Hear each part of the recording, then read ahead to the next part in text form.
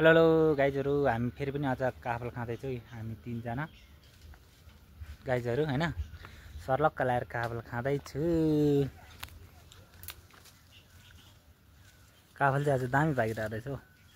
एकजना एकजना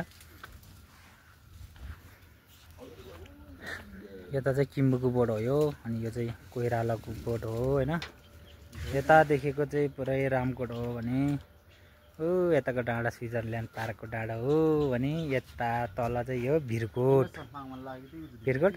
काठमाडौँ दामी देखिन्छ हो यहाँबाट। तर मेरो मोबाइल क्यामेराले चाहिँ खासै त्यति राम्रो देखाएको छैन, दामी देखिन्छ यो भिरकोट। यो सबै चाहिँ रानी वनको जङ्गल हो क्या, ठुलो छ नि त यो जङ्गल है। पुरै फेरि पनि आज हामी थाप्ले डाँडा गएर फेरि पनि काफल खाँदैछ हामी तीनजनाको टोलीले चाहिँ। जहिले पनि काफल खाने हो नि त यहाँ आएपछि होइन। काफलको सिजन भइन्जेल काफलै खाने हो। खाने भए आउनु होला हौ गाइजहरू, के खाने होइन काफल। अब केही समयपछि फेरि आल्चा खाने बेला हुन्छ यहाँ होइन, चुतुराहरू खाने बेला हुन्छ होइन। खानेकुरा त टन्नै पाइन्छ हो यता गाउँतिर त आयो भने त गाइजहरू।